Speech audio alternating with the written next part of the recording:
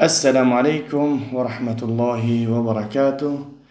تماشابینان عزتمند، هواداران شبکه صلاح جامعه، الله سبحانه و تعالی نگهبان هر یک قدم ما و شما باشه.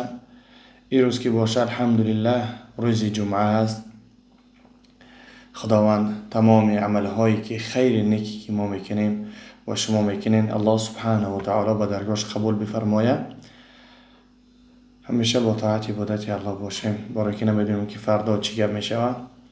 انشاءالله که نماز جمعه را که خوندیم در حق جمهور مسلمانان، در حق وطن، در حق جوانان تاجیک، در حق مهاجران، مسافران، غریبا دعا کنین که این حال بگیم چقدر که میبینین در نوستی و خبرها که چقدر مردم در مشکلی ها دوچار هستند.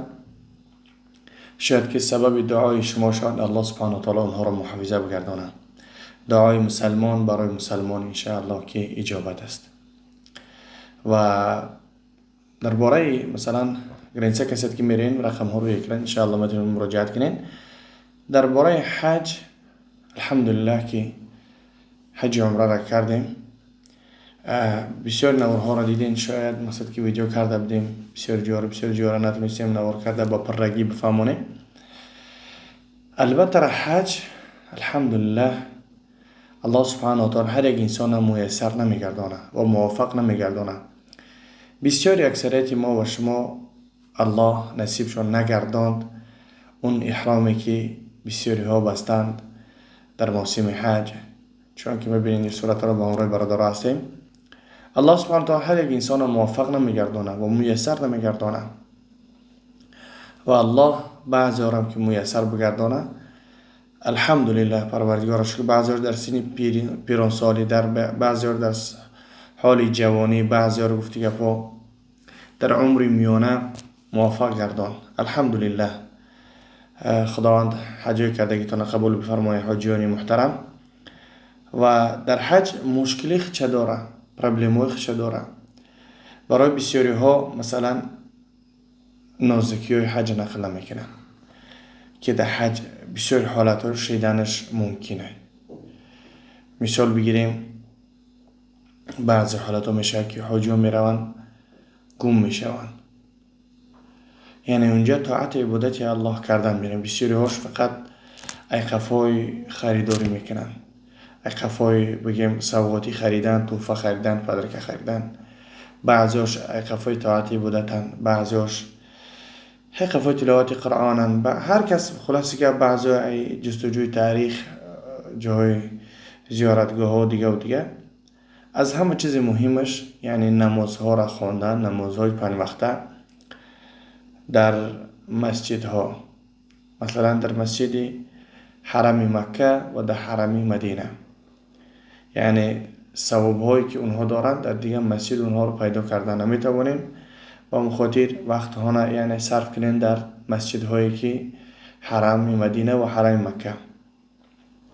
و دوم مثلا بعضی حالت ها میشن که بعضی حاجی ها پیران سالن میرن مریض میشون، بعضی هاش کسل میشون، بعضی هاش گم میشون، بعضی هاش ای دنیا میگذرن. مثلا در حالت هاش هم دیدیم، شنیدیم و بدیم. از همون خاطر یعنی انسان وقتی که سفر میبراید، مثال بگیریم حتی در داخل مسکو هم باشه که به دیگه جا سفر میکنی، مثال یادی بگیریم من مسکو و سن پترزبورگ سفر میکنی، بعضی حالت ها میشه که میره موتور ماشینت میزنه و بعضی حالت ها میشه که میره سالت میکفه، بعضی حالت ها میشه میره اوره میکنی. خلاصی که سعودی را مثل همون جاها هم هست. بعضی حالت ها میشه ماشین ویران میشه میره دیگه با اتوبوس دیر میکنه، بعضی وقت میشه که اتوبوس اواره میکنه، بعضی وقت اتوبوس در میگیره. خلاصی که خیلی حالت هاش هم شیدنش ممکنه. همه طرفه انسان باید چه کنه؟ قدر الله قبول کنه. برای بسیاری ها فقط ما امو جای بهترش نقل میکنیم عموما که حالت هایی که دارن. گفتی که مثلا بعضی وقت میشه مثلا برای روزه در آمدن رسول الله صلی الله علیه وسلم میگه یعنی بین منبر ما و بین منبر و خانه ما روضة من رياض الجنة، بغی از بغهای جنت است. میگه رسول الله صلی الله علیه وسلم بعضی وقت میشه که همونجا بگیم ورق ها را تقدیم میکنی، همون را قبول نمیکنه همون پروگرام. از سببی کنه که بسیاری بعد حاجی یا که از سبب اونه که سیستم قبول نمیکنه، الله اعلم. خلاص گپ بعضی وقت میشه که قبول نمیکنه، در آمده نمیتونی اونجا. مثلا جایی که سلام دادن بر رسول الله صلی الله علیه وسلم، اونجا کشوده هن، اونجا در مقصد که پریدگاه چیز میدروی.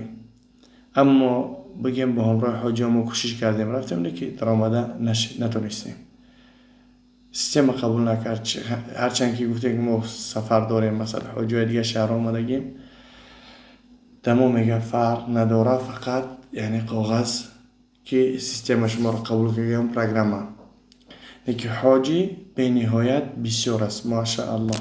خداوند بازم صف حاجیانی تشنه رو زیاد بگردانه که همه اینها که میروند از سبب اونه که عشق و محبت به الله و به رسول الله دارن، از هم خاطر میروند. اگر عشق و محبت رسول اکرم صلی الله علیه وسلم در قلب اونها نباشه، اونها هیچگاه نمیروند با اونجا. بعضی مثلا میرن تغییر نمیان دیگه و دیگه. الحمدلله که رفتن شاید بعضی چیزها را پن گرفتن. مردم ما عموما الله سبحانه و تعالی نگهبانشان باشه، بعضی همون فعلی بزیر داریم که تنقیر میکنیم که انا ای خیلشی رفته اولیم بدبختیه. یعنی شاید که الله سبحانه و تعالی گناه را بخشیده باشه، یعنی شاید الله سبحانه و تعالی در یکم برای حج رفتن در سبب هدایتش نباشه، شاید که بعضی چیزها را آموخته باشه دیگه و دیگه. مثلا حرکت کنین، یعنی رفتار خوب، گفتار خوب، چون که الله سبحانه و تعالی میفرماید ادعو الى سبیل ربک بالحکمه والموعظه الحسنه. یعنی شما به سوی پروردگار خود یعنی با حکمت دعوت بکنین و با حسنه موعظه خوب و بهتر. اما بعضیش مثلا عمر خود را در معصیه گذراند، در عرق نوشی و در کارهای معصیه. بعضی همون میگن که الله سبحانه و تعالی هدایت تا بهترین کار را بس کردیم ماشاءالله. بعضی همون میگن یعنی بدبخت تا آخر عمر تا که بدبختی کردی نه وقت توبه میکنی.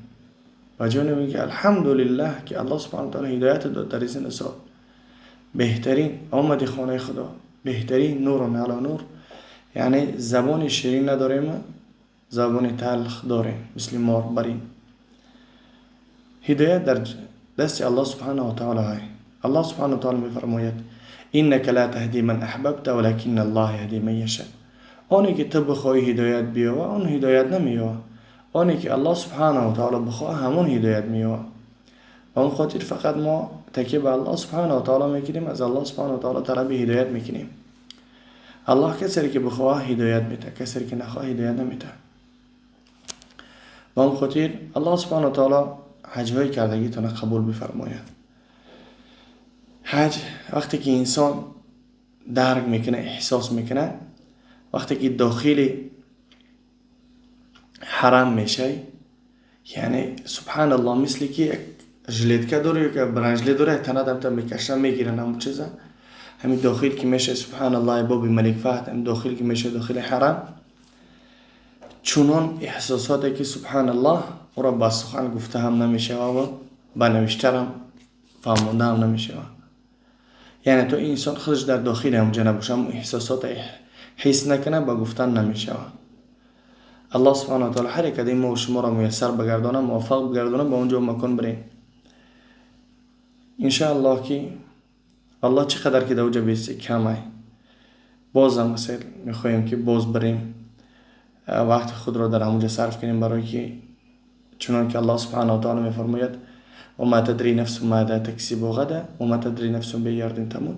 ما نمیدونیم که فردا چیکار میکنیم، در کجا هستیم، با چی کارها مشغول هستیم و نمیدونیم که در کجا از دنیا میگذریم. با هم خاطر خداوند هر یک ما و شما را نزد مرگ کلمه توحید، کلمه لا اله الا الله و محمد رسول الله را نصیب مون بگردانه پیش از مرگمون.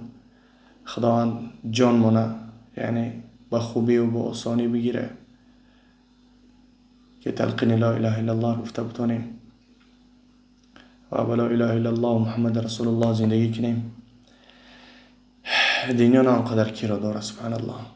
یه روزی می فردا هستیم، چی قدر که هم نکنیم سبحان الله هیچ کس ریزا نمیشه.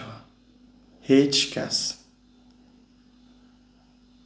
یعنی وقتی که در اون لحظه در قبرستان که میمونن، یگانه نامه اعمال صالح ما و شما میمونه با همراه خودمان.